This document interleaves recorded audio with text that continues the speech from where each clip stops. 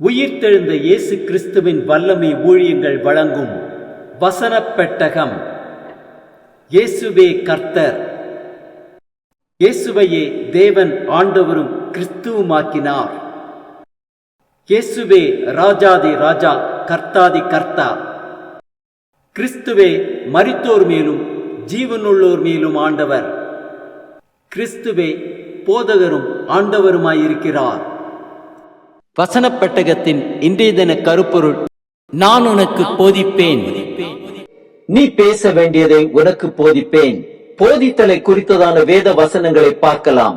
ஏசாயா 50:4 வாசிக்கிறோம்: இளைப்படைந்தவனுக்கு சமயத்திற்கேற்ற வார்த்தை சொல்ல நான் அறியும்படிக்கு கர்த்தராகிய ஆண்டவர் எனக்கு கல்விமானின் நாவை தந்தருளினார்.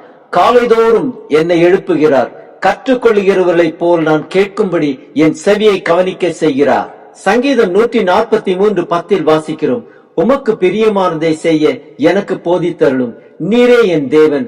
உம்முடைய நல்ல ஆவி என்னை செம்மையான வழியிலே நடத்துவாராக. சங்கீதம் 86:11 வாசிக்கிறோம்: கர்த்தாவே, உமது வழியை எனக்கு போதியும்.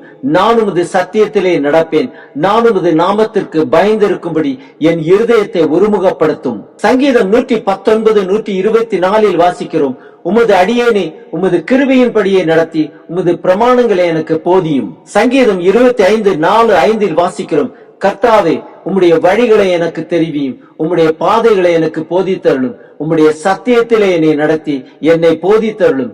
நீரே என் ரட்சிப்பின் தேவன். உம்மை நோக்கி நாள் முழுவதும் காத்திருக்கிறேன். சங்கீதம் 32:8 வாசிக்கிறோம்: நான் உனக்கு போதித்து நீ நடக்க வேண்டிய வழியை உனக்கு காட்டுவேன். உன் மேல் என் கண்ணை வைத்து உனக்கு ஆலோசனை சொல்லுவேன்.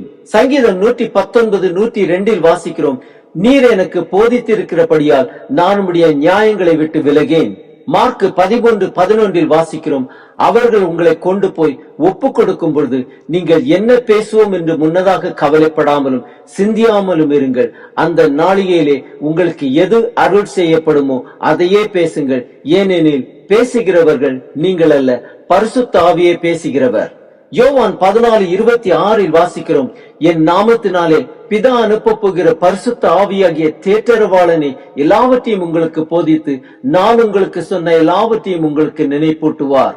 1 யோவான் 2:27 வாசிக்கிறோம்: நீங்கள் அவராலே பெற்ற அபிஷேகம் உங்களில் நிலைத்திருக்கிறது. ஒருவரும் உங்களுக்கு போதிக்க வேண்டியதில்லை. அந்த அபிஷேகம் சகலத்தையும் குறித்து உங்களுக்கு போதிக்கிறது. அது சத்தியமாயிருக்கிறது, பொய் அல்ல. அது உங்களுக்கு போதித்தபடியே அவரில் நிலைத்திருப்பீர்களாக.